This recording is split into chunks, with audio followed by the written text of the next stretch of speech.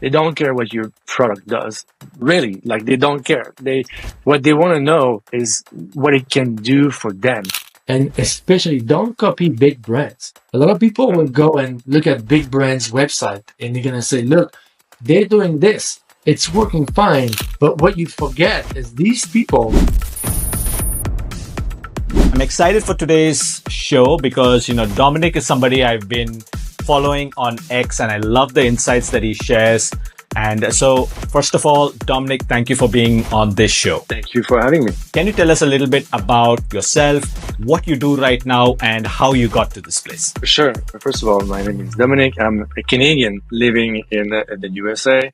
I'm a marketer first. So I started as a sales guy when I was young. Then I moved on. I went into law school. Then dropped off. And I started my career as an entrepreneur. I've built 2 SaaS company. After I have some mild success with them, and after them, what I'm doing right now is I'm helping coaches and consultants get more clients with paid ads and funnels, marketing strategies. You said you started with sales. And the reason that was interesting or curious to me is because I see that a lot of successful entrepreneurs have some background in sales or marketing or advertising. My thesis, is that, it's just a SaaS or building a product or building anything for that matter is only maybe half the piece of the puzzle. The other half is actually, selling it, getting people to understand what it is and all of that. Is that a fair thesis? What do you think? Why do people who have a sales background seem to have more success as an entrepreneur? Well, I would say because you absolutely need sales to sell the product that you're building, so it makes complete sense.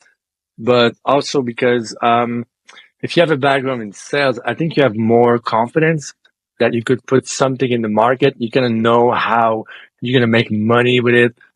You're less shy, maybe because you have some experience in the past by selling something.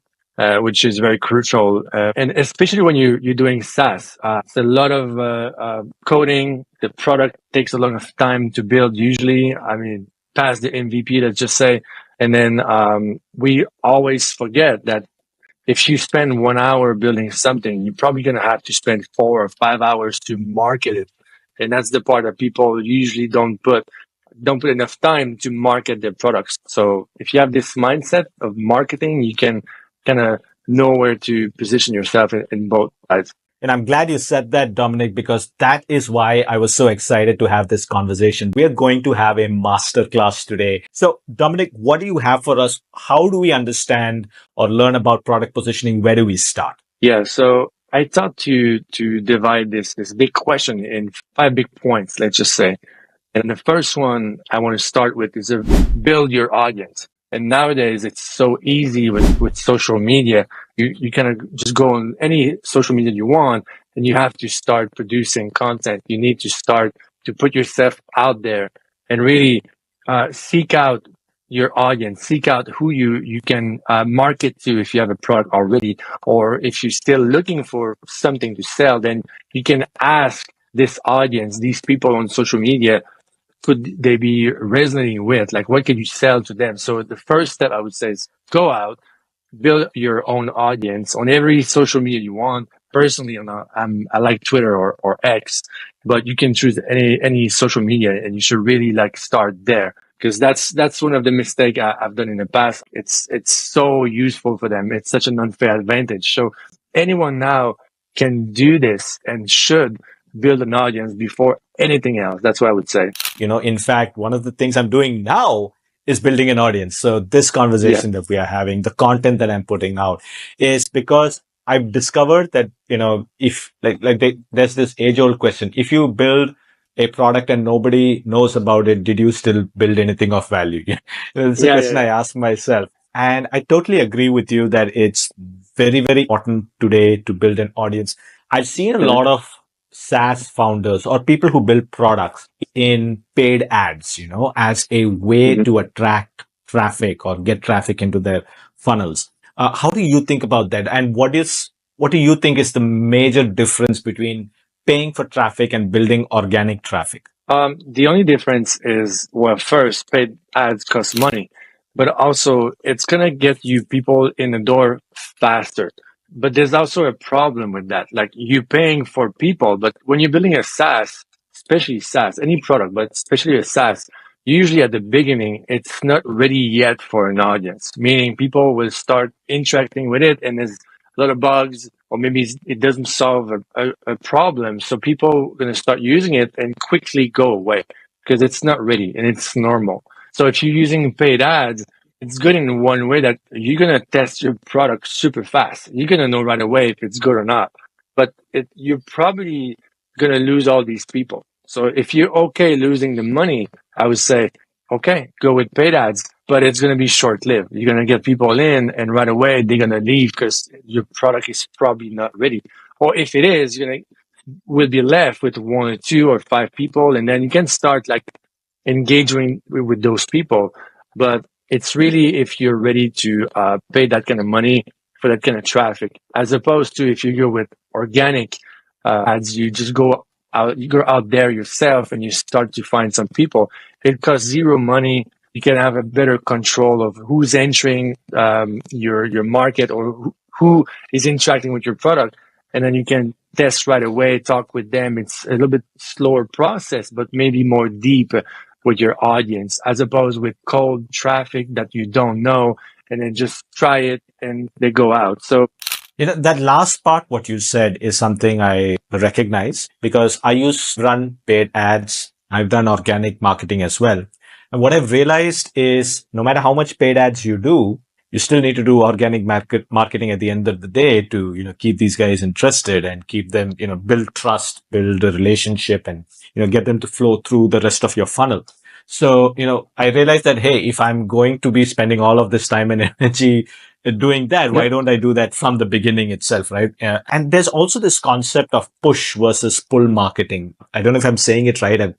I've read about it briefly, but the basics is, it's like standing on a street corner and say, hey, do you want a pamphlet? Do you want a pamphlet? Do you want a pamphlet? People are going to say, no, thank you. And today, people are so averse to ads. Like, even when we do a Google search, we skip the first two options and we click on the organic result, right?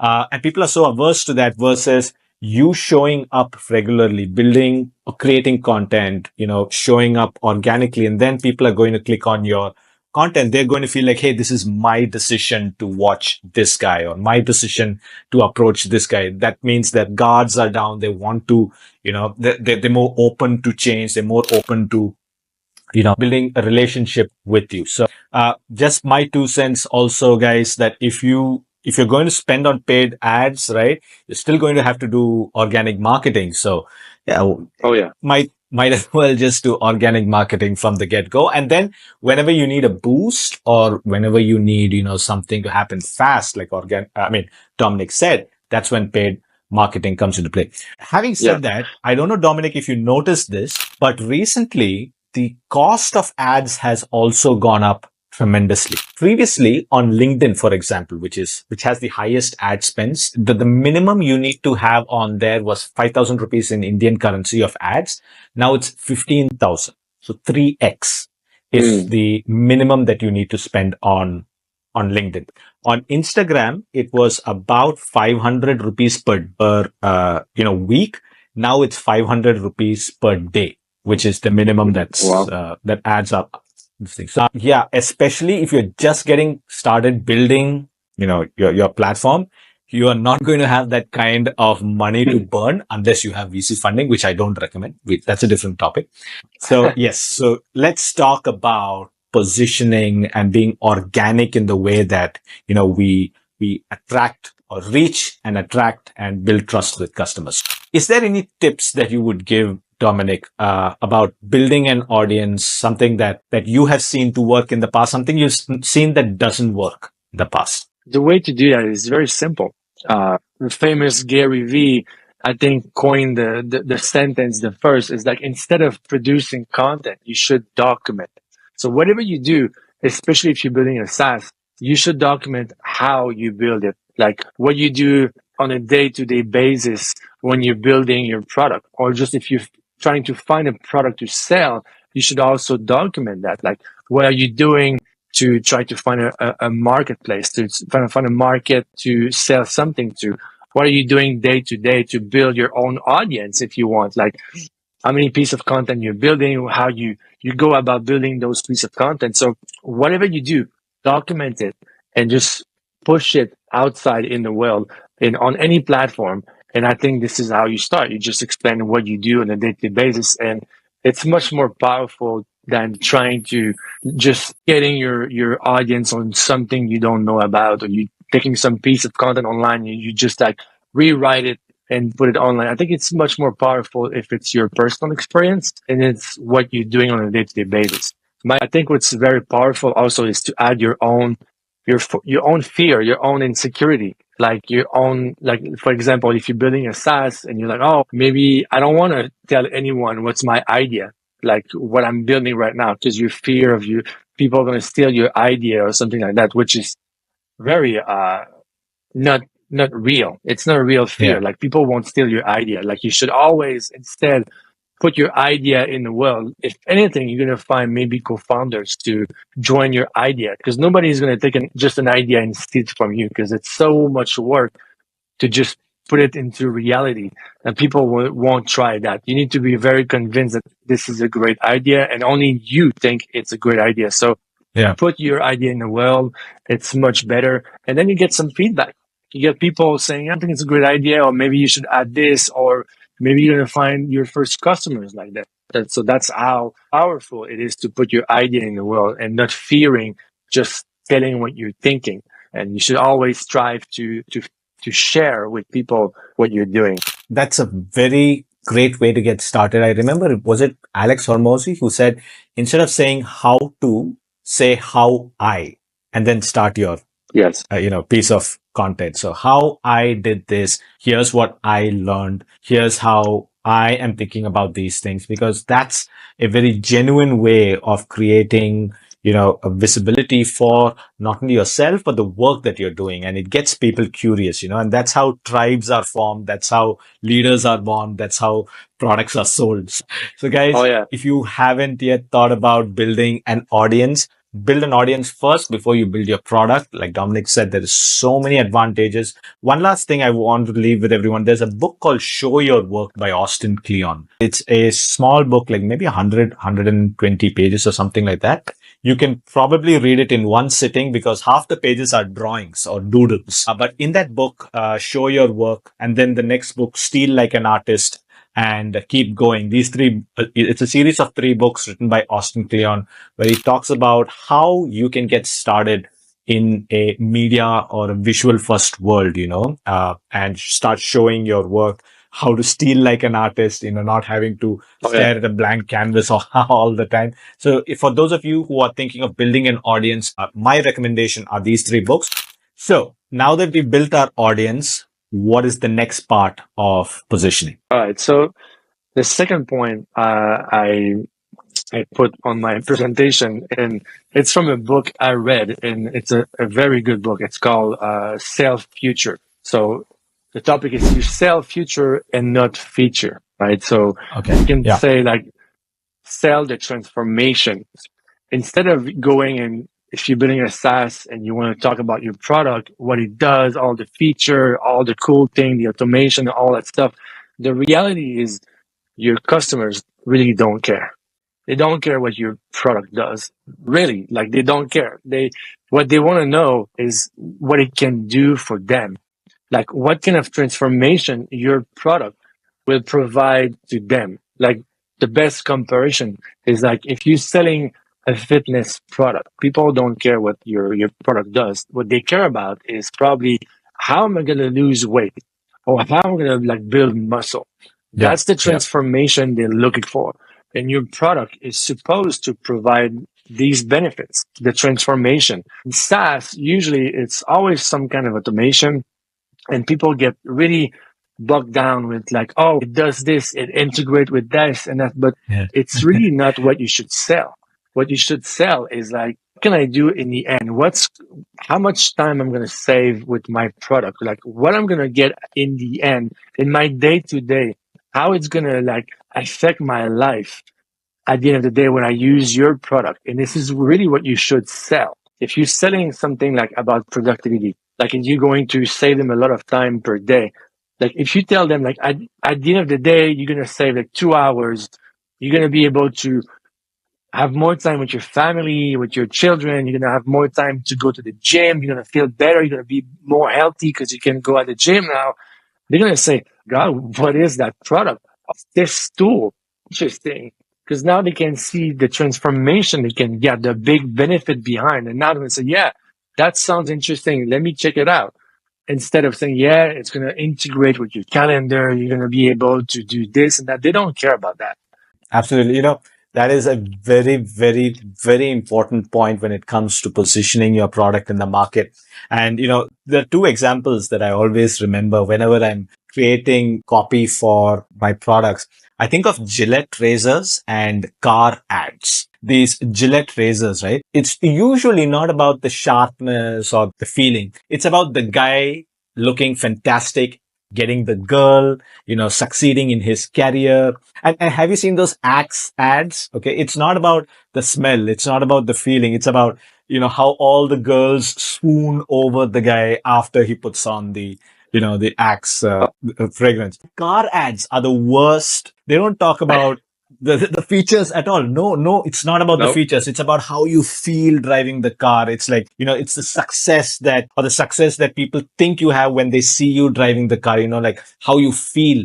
And that's when I started thinking, wait a minute, that is what gets people to take action. Like if I said my car is an automatic, it can go 0 to 60 in 3 seconds. Great. That sounds good. But hey, if that car can get the girl and your dream career, like, yeah, take my money, that's when people actually open their wallets and pay. And personally, I've seen this in SaaS too. People think that, oh no, when it comes to SaaS, I have to talk about the fact that my product is AI powered. I mean, do you know my product can do this? Nobody cares. Dominic was right. Oh, yeah. Nobody cares. Like, ask yourself, when was the last time you cared about what programming language SaaS was built on or what features it has? You bought that SaaS because it solved a painful problem and it elevated your status in society in some way. Yeah, I think we're emotional creature. So you have to sell the emotion. If you're not doing that, it's not going to work. So how are you going to persuade them that this is the right move to do to buy this product? Like I'm telling you, like when you sell a product and you sell a transformation, you're supposed to make them better at the end of the day.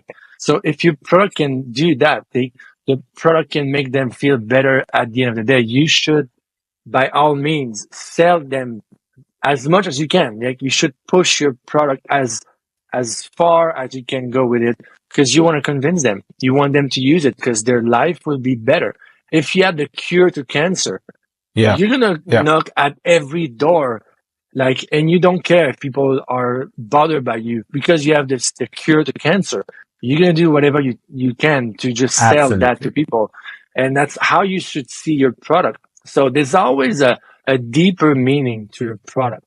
So for example, if you're trying to sell a SaaS product that is supposed to help a business make more sales, the business or the owner of the business, because that's the owner that you're selling to usually, is not looking to increase his sale. He's not looking to increase the time he has in a day. No, what he's really looking for is something deeper. And that something deeper is like he wants to be seen as a successful business owner. He wants to be seen by his family as someone successful. He wants to be seen in the world as someone who's doing something helpful for the people. So this really that's something deeper you have to sell to. And that's the emotion you have to put in your product. Excellent point. So guys, when you're positioning your product, don't talk about your features, talk about their futures, right? And make sure you tie it to an emotional high. The reason why we are building SaaS is also there are emotional reasons why we're doing it. Like we want to be known. We want our status in our society to increase. Similarly, we need to figure out what it is that your customers want emotionally from, or what is the emotional outcome or the emotional benefit or the status increase in their lives when they use your product.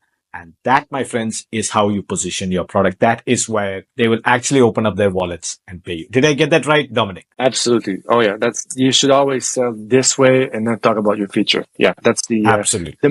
the main thing to remember. Yes. And the most important thing you mentioned was the best way to not feel salesy about your product is to actually believe in your product. If you truly believe that you have a great product to sell, then it is your ethical duty to get it into the hands of as many people as possible. So I love what you said there, Dominic. You know, it's something I share with my students as well. But today, I hope they hear it again from another person who's done this as well, that it is your duty to make sure that the people whom you want to, or whom you are called to serve, find your product and benefit from it. The next one, and we mentioned that in the beginning, it's very important, is third topic, pricing. This is also like a way to position your product, because pricing, it's not just like how much money you're going to make with your product, but it's also how people perceive your product. And it's very important. Like, usually when I talk with SaaS founders, this is a typical mistake I see. They think that they're going to enter the market. They're going to position their product by being the cheapest. They're going to undercut the incumbent.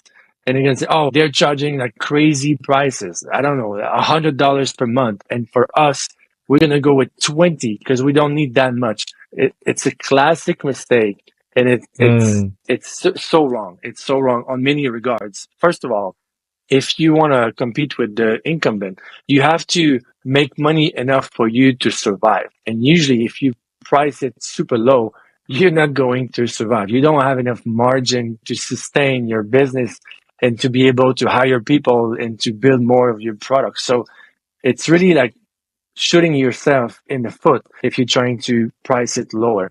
Still, you should always look to price higher. I remember reading somewhere, and I don't remember the person who said it, but it says there is no advantage to being the cheapest or the second most priciest person in the market, but there is every advantage to being the highest priced product in the market. What people don't realize is that if, all of your competitors charge $37 for their product, and you charge $9, they're not going to think, oh, it's cheaper. They're going to wonder, wait a minute, what's wrong with this product? What does it not have?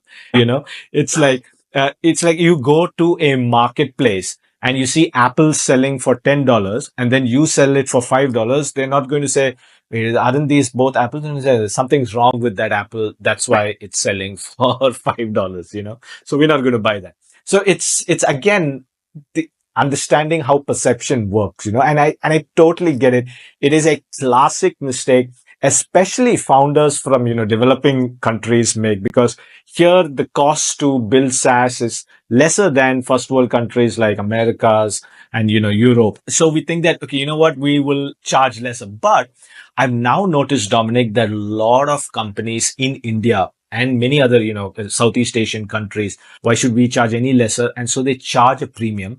And this is what I have noticed. And, this is me having worked with, a ton of corporates, is that the quality of clients that you get when you charge higher prices are also much better than the quality of clients that you get when you charge low prices. When I started the Founders Club, Dominic, I said my first cohort, I'm going to charge them 10,000 rupees. And then I slowly increased the price. Now it's about 50. It's actually closer to 60,000 rupees in India. And one thing I did see was the commitment of the students definitely has improved. I remember giving a few of them, a free pass, like a scholarship. And guess what? Many of them didn't even complete the course. Many of them didn't take it as seriously as the people who actually committed to the journey. Reminder to everybody, you can define who you work with simply by raising your prices then using those prices to, build better products and making sure your business survives. In fact, that reminds me, Dominic, isn't this also a type of business model? What I mean by that is I've noticed Tesla, right? They introduced a really costly vehicle first, right? The Roadster. And that was 250 grand or something like that.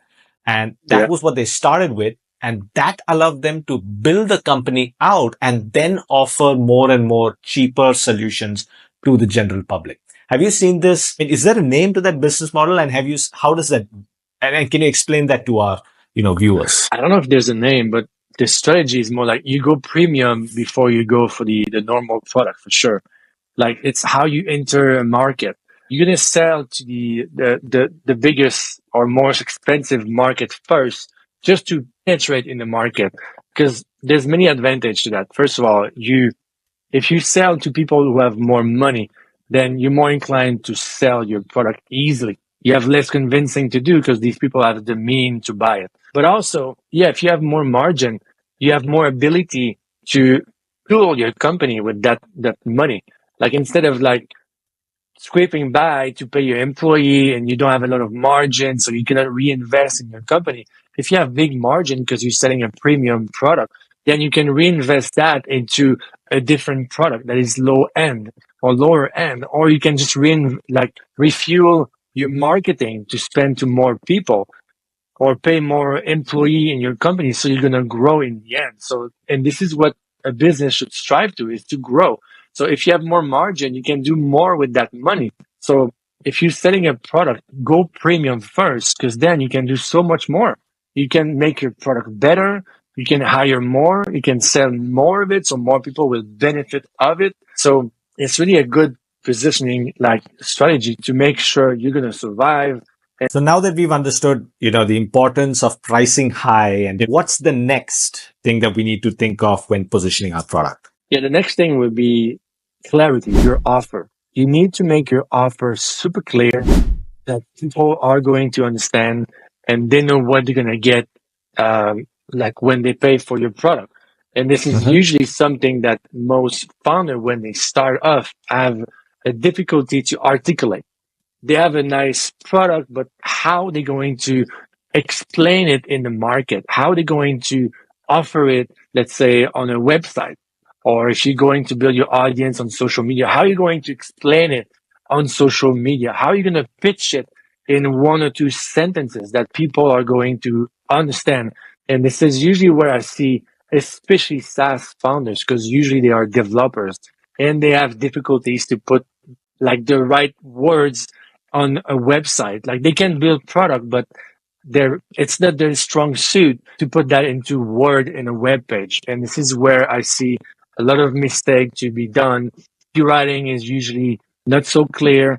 When you ask them what their product is doing, they cannot get to the pain point. They don't sell me the transformation. They explain me, oh, it's built with JavaScript. It's going to integrate with your this and that, but they don't explain what it's going to do for me.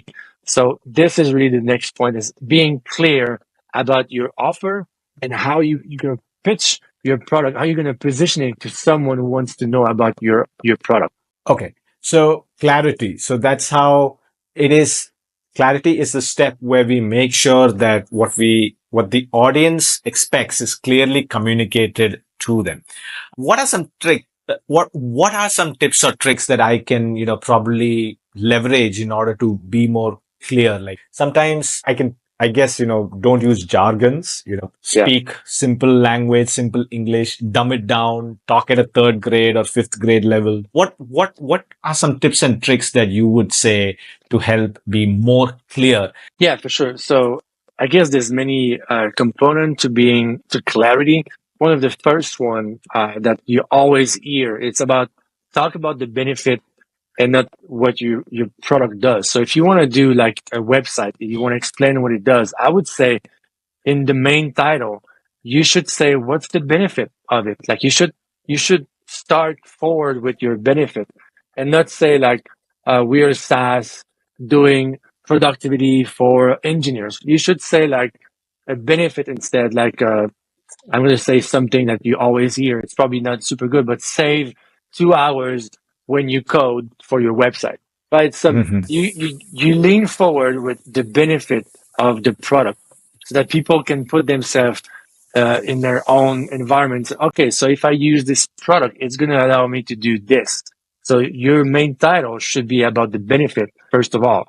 And if you can add a second tip, if you can add more specificity to it, if you can add numbers, if you can add what you're going to get with it, it's even more, it's better. It's more clear what you're going to Yeah. do with it. So numbers is one thing. Another tip I would say is to add curiosity in your titles.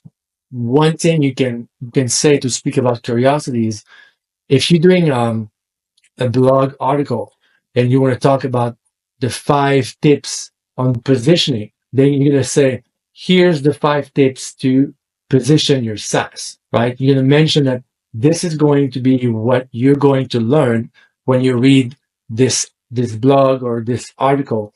And you can do the same for your SaaS company on your webpage Yeah. or whatever you start a video. You can like build some curiosity into what they're going to learn in the web page or in the video you're going to discuss about. So specificity, curiosity, benefit, and also if you can add proof of it, like if you can add testimonials or you can add something that's going to attest to the benefit of your product, it's going to make it much more potent.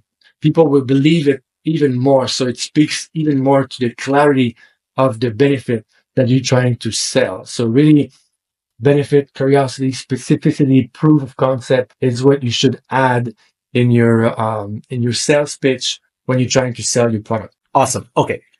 But I have one twist. Okay. We spoke about selling to people's emotions. Okay. And Yeah. now we're talking about clarity. So how do we balance the two, and how do we draw the line between being clear and being clever? So how would you balance the two? Or is there certain places where you have to sell to the emotions and certain places you talk about clarity? How that's now a little bit confusing for me. So help me out there. Well, yeah, you should never strive to be clever. You should always try to dumb down your idea to make it as if your grandma is going to understand what you're selling. That's what you should strive for. So whenever you're trying to pitch something or you write down your headlines for your website, it should be super simple. Like you should use like simple terms that everyone will understand. If you have to make people think about what it is, Yeah. you're gonna lose them. You're gonna lose them. So it should be super simple in terms of, let's say, the copywriting. You should use simple words. Also, in terms of design, it should be super simple. What one headline, what's one sub headline, and one call to action, and that's it. You should really be super simple, to the point, and not be clever. That's what I will aim to do. Yeah. Okay, so that's clear versus clever. Always be clear. How do I figure out or decide when I should be talking about, the exact, or being specific about the features or the products versus when I should talk about the emotional benefits, or the status improvement? How do I figure out when I need to do either?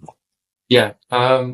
So I would say it depends. You should start by being simple, being clear. And if you want to add a second sentence to your pitch, then you can start talking about the emotion. You're going to say something like, I help developers save 2 hours when they develop their websites. And then you're going to add a second sentence and you can do some kind of analogy. You can say something like, it's like when you decide to go somewhere and instead of going by a walk, you're going to take your car. You want to go faster. So you're going to use some kind of emotional analogy to make them understand your product better. So this is where yeah, that's interesting. So always prioritize being clear, and then you can augment it or supplement it with, emotions and selling the futures. Am I getting that right?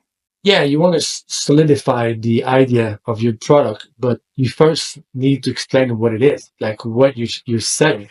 And after, you can add all these emotional analogy if you want. You can add it also in your title, but you have to be cognizant that if you're adding too much or too much emotion in it, you take the risk of being like too complex, and people might lose you. So there's always a way to maybe do both, but it becomes more difficult. So if you're starting out, I would say stick to the basic. And if you want to be more advanced, you can maybe merge the two together, but it becomes difficult to do. And especially if let's say you're selling your product to a cold audience, someone that doesn't know you, you need to be extra clear about them. And this is when I will refrain from using like these analogy first of all, because let's say you're doing some ads and they're going on your website, they need to understand what you're doing in like 2 seconds, 1 second. It needs to be super clear.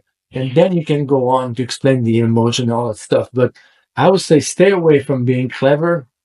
Don't use slogan, and especially don't copy big brands. A lot of people will go and look at big brands website and they're going to say, look, they're doing this, it's working fine. Or you're going to go on Google and you're going to search that, Yeah. what's the best landing page, what's the best website, and then you're going to see all these big brands with clever headlines, super short, super beautiful, well designed. And you say, I want to do this.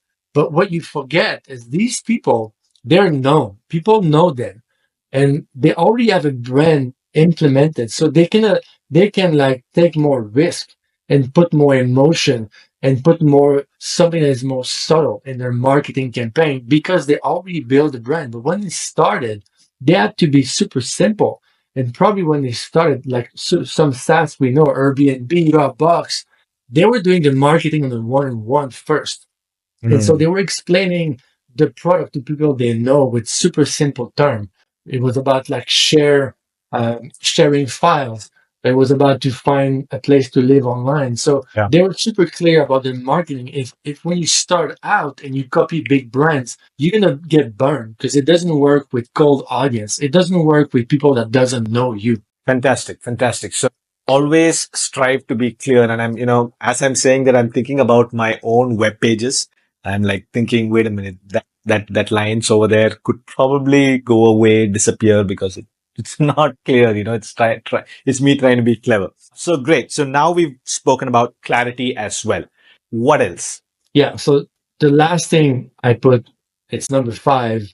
It would be test your idea and pre-sell your idea. So we talk about building your audience. We talk about selling transformation, selling future. We talked about pricing and clarity of your offer. Now it's time to test it, to go in the market and try to sell what you have. And this is where I say pre-sell, because I will highly advise you to sell your product before you build it, right?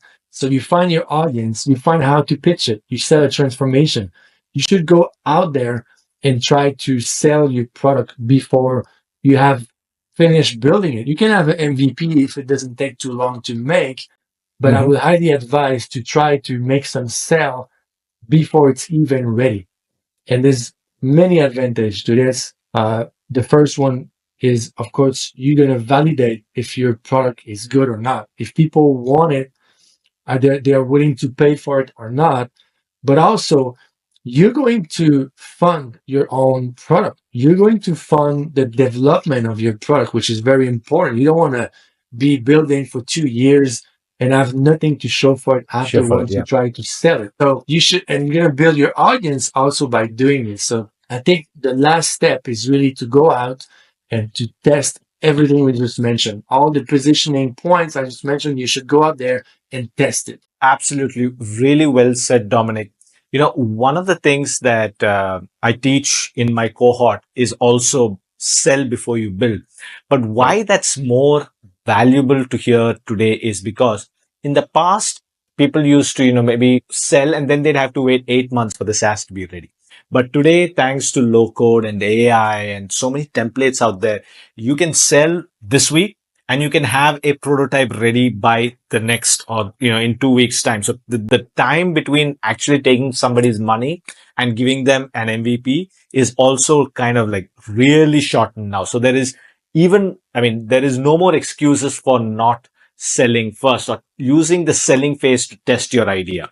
Because if you can't get people to open up their wallets and pay you now, you're not going to learn some new skill after you build your product to get them to open up their wallet. Then you're going to have a product and still not be able to sell. So When you're trying to pre-sell your product, also, I would say, yes, you have more tools to build it out, but you don't and there's a lot of no code solution out there, which makes the building a product way faster than it was before. But it could be as simple as you can build just a landing page, and you can go out with your landing page and just add a payment gateway and ask people to pay for that, right? You don't have to build anything. Like the MVP stage is when you know people will pay for that product. And then you can use all these no code tools to put it out together to build an MVP in a fast manner.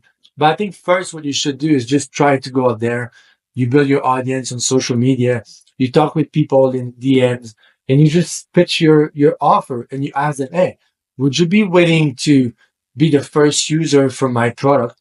And I'm going to make you a deal for a membership for the whole year and give you a 50% off. Would you pay for that? And when people are ready to make the jump and to give you money for your product that you're trying to sell, well, you know that you have something good right there. If they don't pay, then you have to maybe find somebody else to try to sell to, because maybe it's not the right audience.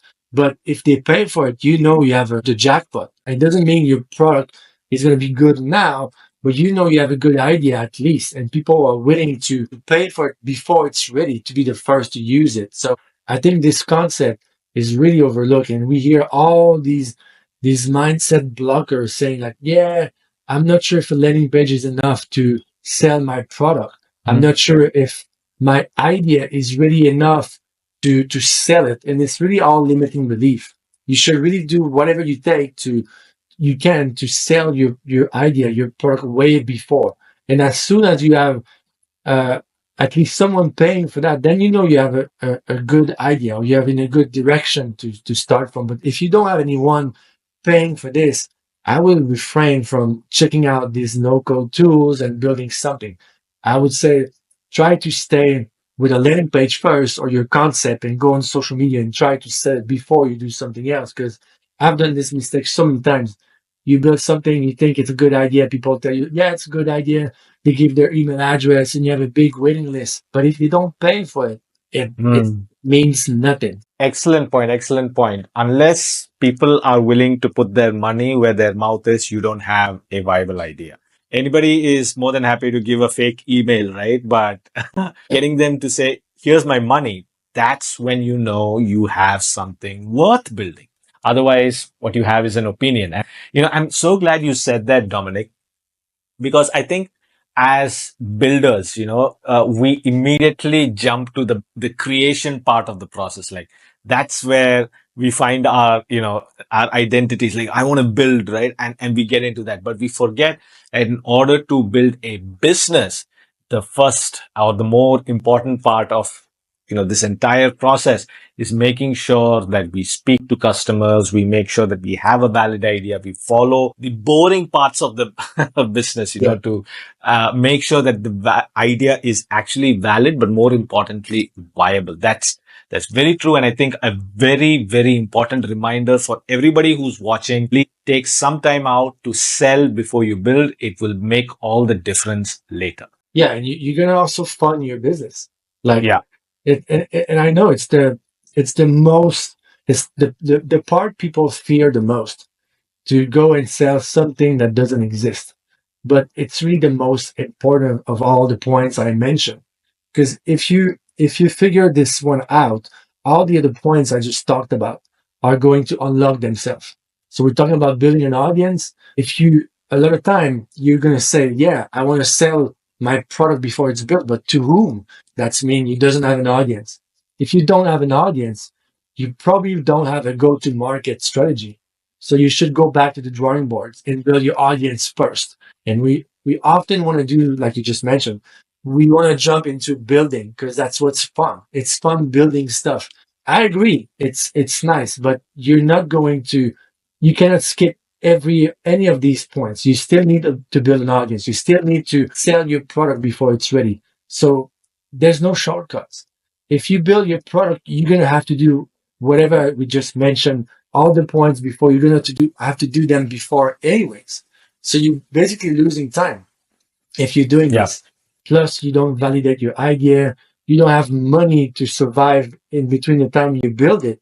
So what you really want is you want to raise money. You mentioned at the beginning, don't go for VC funding. Well, I would say at least go for money that you sell your product before. Like sell your product, Yeah, raise money this way. That's what you should do. Because money, absolutely. you need it to build your product. So I would say don't go for VC money, but go for product money. Sell it Yeah, before it's built. yeah. Please. I like what you said about building it wrong means building it twice, Yes. and so it's very, very valuable to spend a little bit of time before building to make sure that you are building the right thing for the right people in the right space for the right reasons. Like it's the classical reminder, measure twice, cut once. Yeah. And So if you can't wait to build, then do it like online. Go on social media and build it in public. yes, Tell people that you're currently building this and ask feedback at the same time. I If you like do that. this, you're way more advanced than anyone. So if you cannot wait to build, all right, but do it in public. Ask people their advice and sell it at the same time. Hey, you like it? Yeah, it's a cool idea. Would you be the first one to pay for it when it's released? Then you can do all 5 points at the same time. If you're impatient, go Absolutely. ahead, do it in the public. Absolutely. And if I'm not wrong, there's a huge build in public movement on X. And if you just search for the hashtag build in public, you'll see so many people sharing their day to day journeys, sharing their work, showing their work and, going from there. And it's also interesting to see how many audiences and how many people or the audience that they build as part of the build their build in public framework. So that is a very, very good point. Thank you, Dominic, for raising that because it's a very, very valuable way to build. And I say this because building is where the fun is. You don't want to take the fun out of being your own boss. So definitely build, but do it in public. That's an awesome reminder to Dominic. Thank you so much. So those were the 5 things about positioning. And I think that really, really gives everybody a framework to think about, when building SaaS. And I just want to say, Dominic, thanks for making it so simple. Thanks for making it so clear for us. I'm sure that, a lot more people, when they see this video live on YouTube or on other platforms, they're going to have a lot of questions and I would recommend them to ask those questions in the comments. Hopefully, Dominic, you will be around to help us answer those questions as well. If people want to learn more about you or work with you, where can they reach out? I'm mostly on X, so you can find at Dominic Bouchard, which is my name. You can find me on X. And yeah, if you need any question on marketing, I'll be happy to answer any question you have. Just go in the DMs. It's public. You can send me a message and I will reply in maximum a day. Amazing. All right. And we'll also leave links to Dominic's X account on the video description. So please make sure you go and find him, talk to him and follow him on X as well. Dominic, thank you so much once again for spending time with us. I really appreciate it. And I look forward to many more conversations like this in the future. And I just want to say all the best for your business as well. And we will talk soon. Thank you very much. I also appreciate this talk and let's do it soon. Awesome.